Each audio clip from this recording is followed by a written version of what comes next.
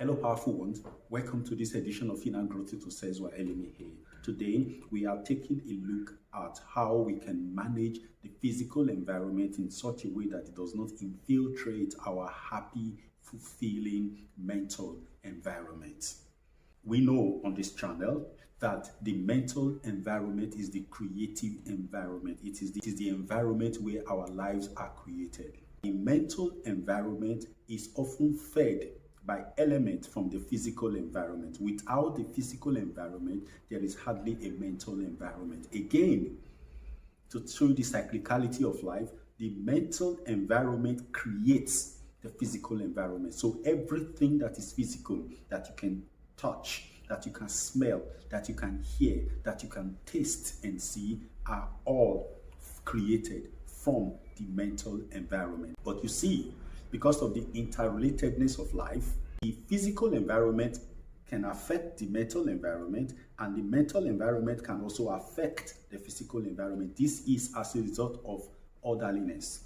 If you order your life in such a way that the primal force of your being is found in the physical environment, then it will be the basis of your mental and the basis of your spiritual.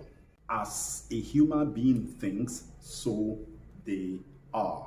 If you order your life in such a way that you make the mental environment the centrality of your being, then it will condition the physical environment and it will condition the spiritual environment, which means you are living your life as mind. You see yourself as mind. That is how you function. But if you decide to elevate beyond that, if you begin to see yourself as soul, that is spirit, then from the spirit you condition your mental environment, and from the mental environment you condition the physical environment, and then your life runs that way. But the question is, how do you see yourself? We will look into this when we come back from the break. I am Thyself Anthony Elimihe. You know me. I am in the game of helping you grow from inside out. That is the dream.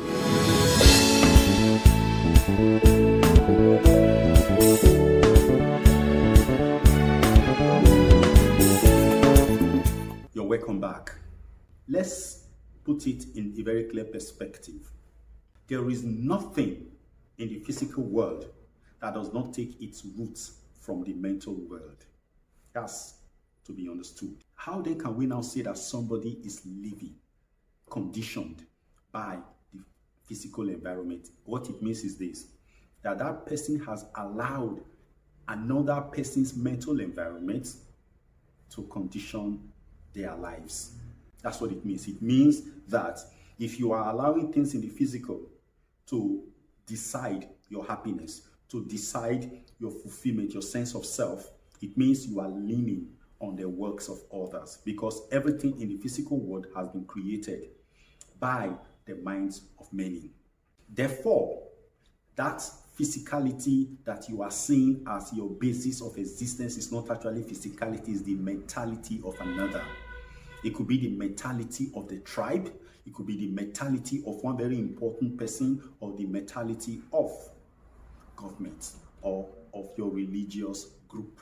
That is first of all to be noted.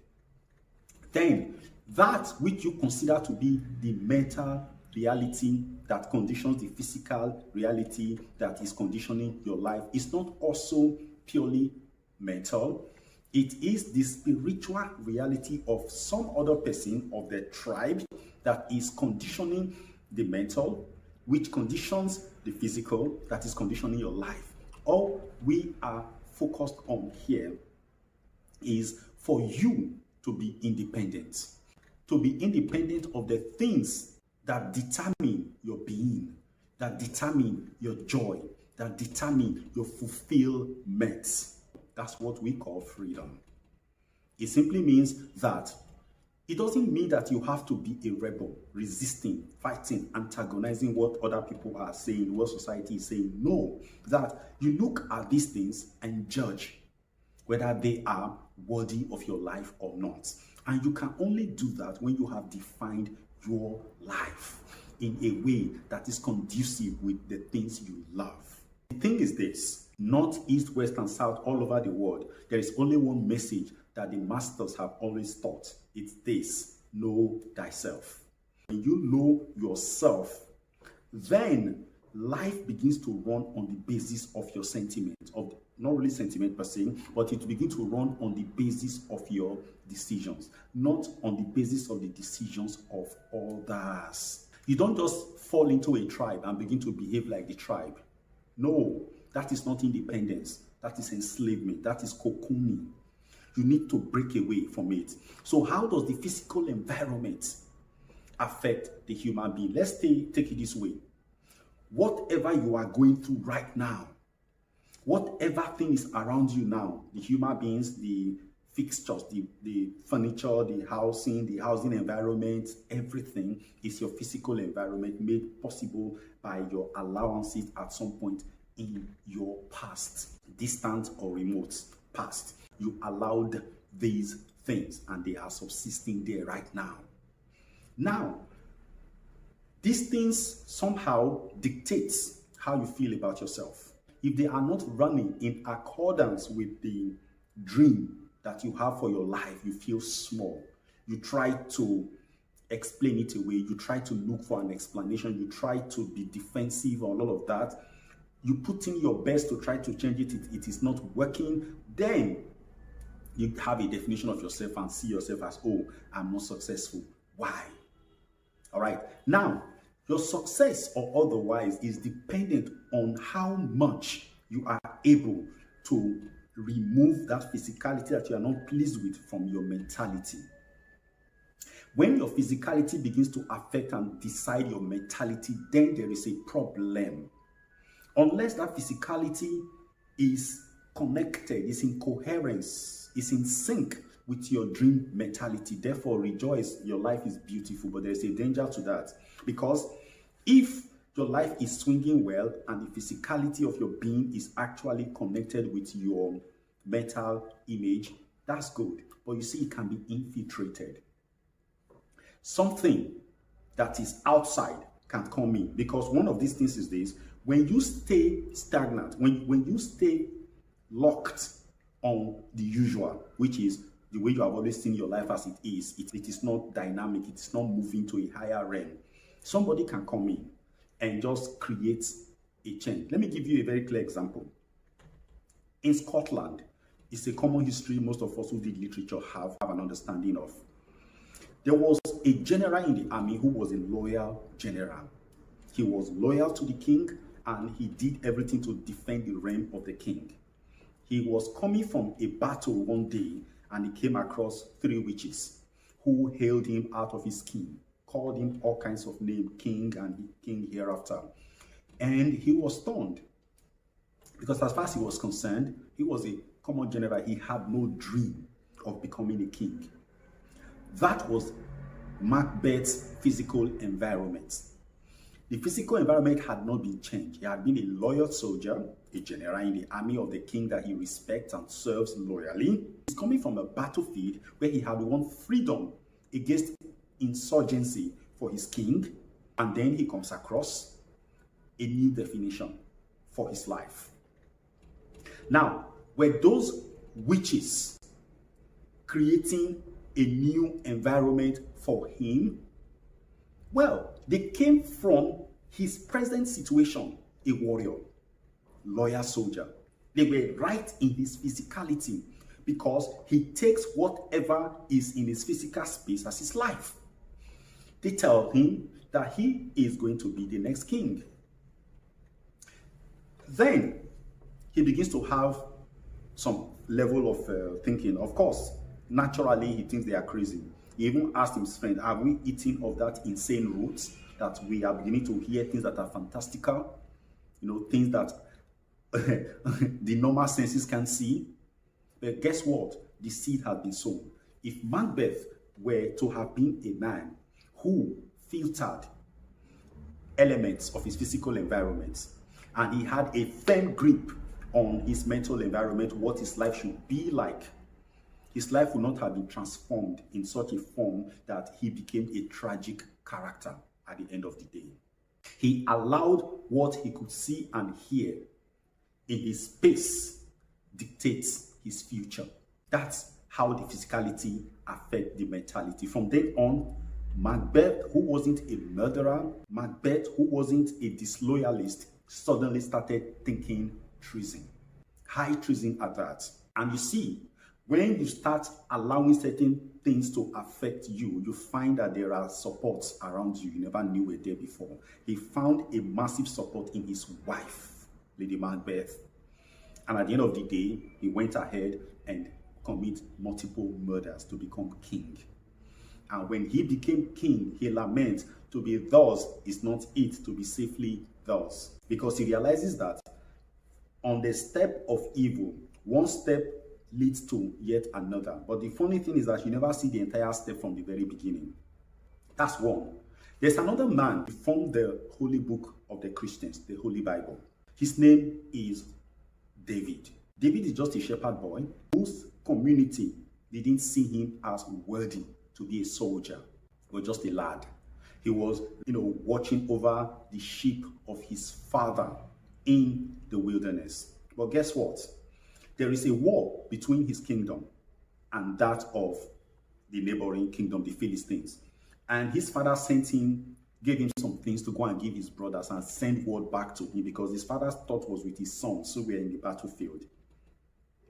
It turns out that at the time David got there to give these things to his brothers, the army of his people were being disgraced.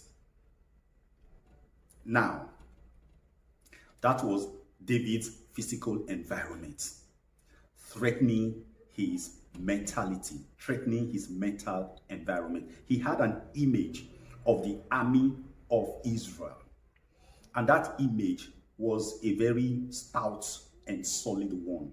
He saw the army of his people as massive, as undefeatable, because they were the army of the Most High God. But here, he could see that they were being routed, they were being disgraced, shaken. And what did he do? He did not allow the physicality, the things that he was seeing at that time, to affect his vision of the army of his kingdom. You know what David did? Unlike Macbeth, he locked his attention on his mental image of his people. So I am asking you a simple question. What mental image have you constructed for yourself? Because the mental image you constructed for yourself can be threatened by physical occurrences. And what are these physical occurrences? I ask again. They are mental images that have been executed by others. Here was David faced with the mental image constructed by the Philistines, working in the physical against his people and threatening his personal vision, his personal image of his people, of his belief, his God. Then David refused to see what was before him, because that was physical, because he came to the understanding, like Paul, that things which are visible are alterable by that which are not visible. It is first in the mental and then in the physical. First in the spiritual, then in the mental, then in the physical. David went for his mental image. And when he looked at Goliath, what he saw was a puny giant. Somebody he could fell with a pebble from the brooks. And what did David do?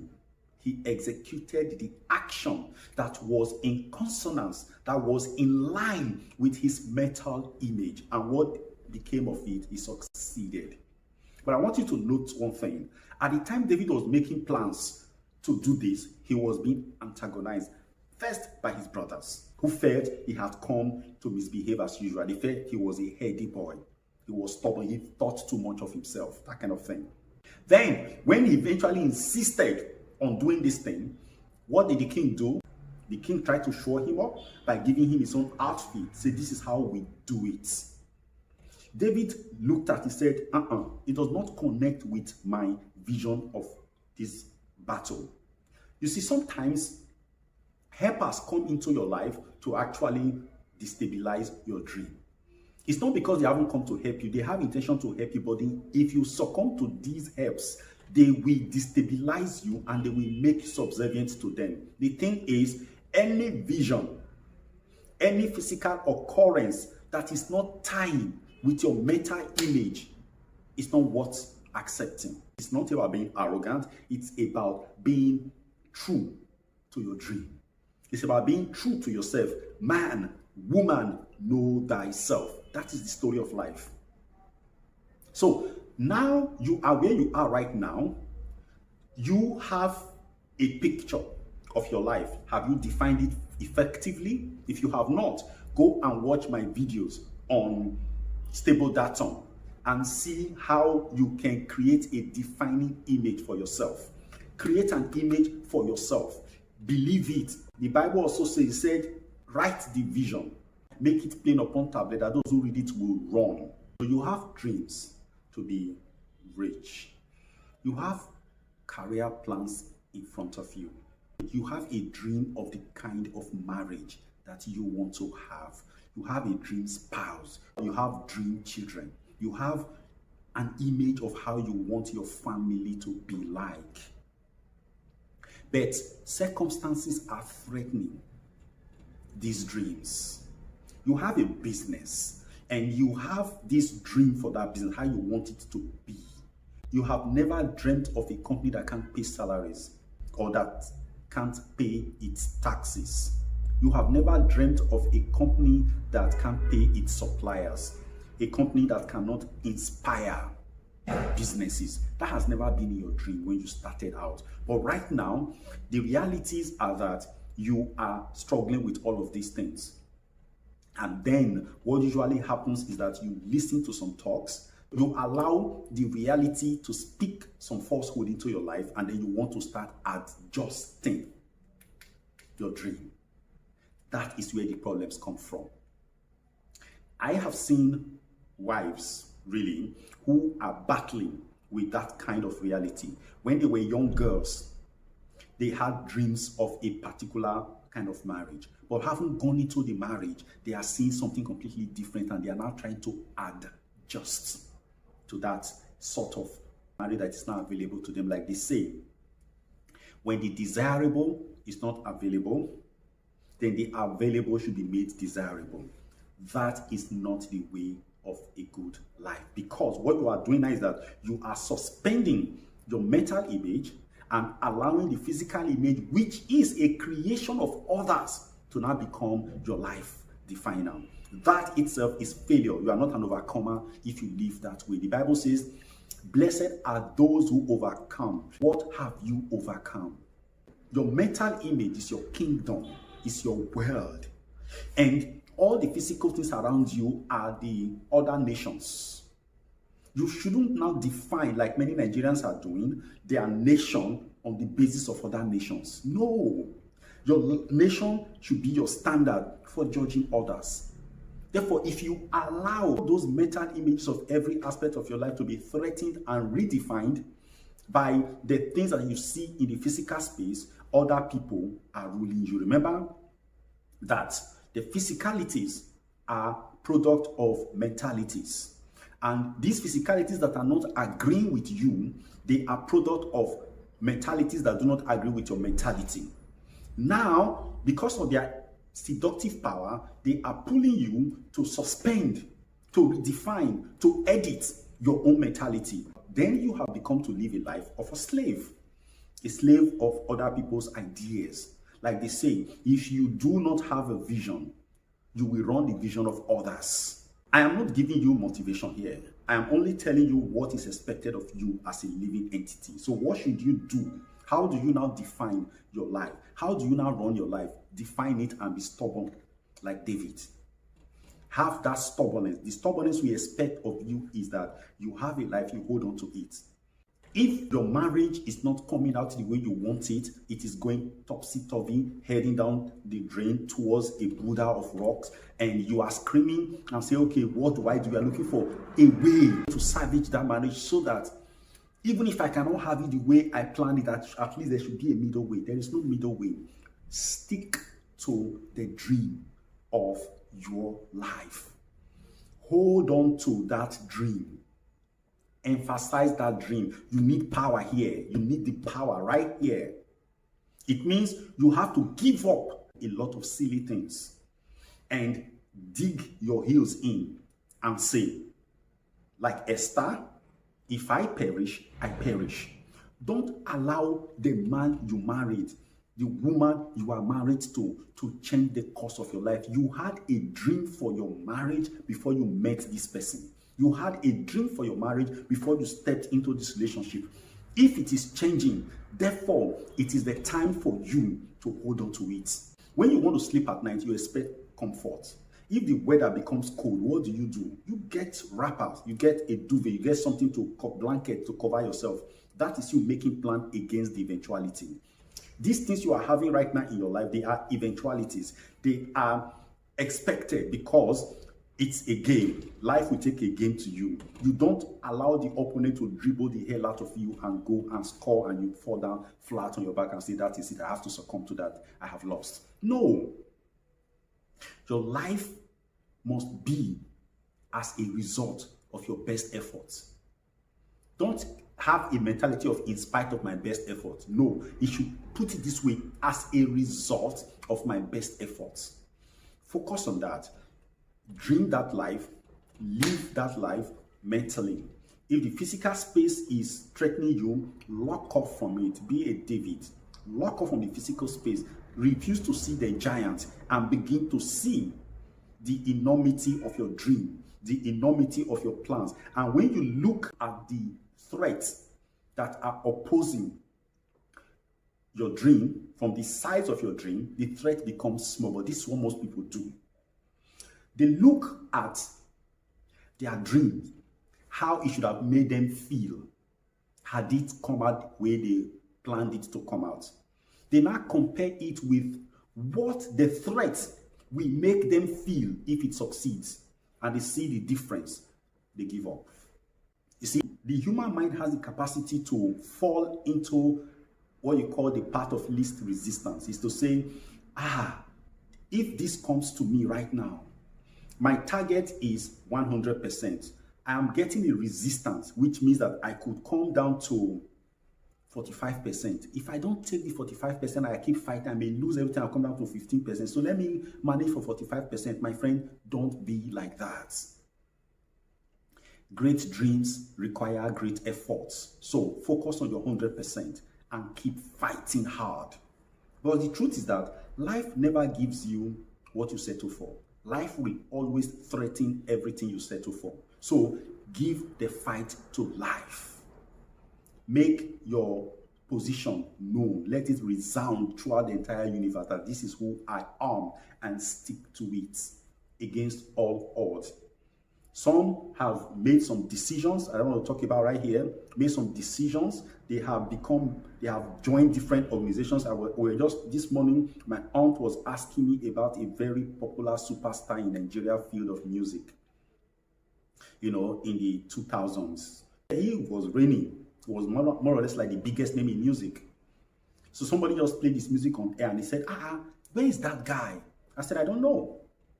I have no idea what happened to him. But we heard that he wanted to belong in some certain organizations. And he went. People forget one thing, that what builds you is not where you belong. It is what you have. It is where you belong mentally, not where you belong physically. In fact, those organizations, they are looking for you on the basis of your talent to build them. So why will you go to a place to build you? It doesn't work that way. So build yourself. The world is in need of talents. Not just talent. Talent is not enough. Attitude is key. It is talent with the right mental attitude. That is what the world needs. Build yourself in line with your mental image. But most people don't have a mental image. They just want to succeed. That's all.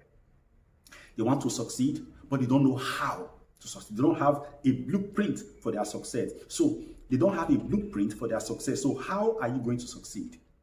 There has to be a map. Have you got one? You have to get a map.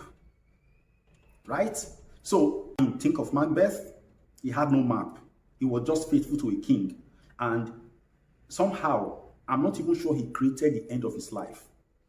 Or probably he felt, okay, I'm going to die a general, but he didn't make it a firm thing, a definition that says, this is who I am. I am a general and I will die a general. He was a man, if you ask me, that succumbed to the direction of the wind of life, the wind of change. The wind of change should not move you. You should ride the wind of change on its crest. I'm not telling you that there will be no off days, there will be no off time, that there will be no moment of pains and moments where you feel disappointed, when you feel disillusioned and abandoned. There will be many of such moments. It is the mental attitude, that image that you have created of your life, that will see you through these periods.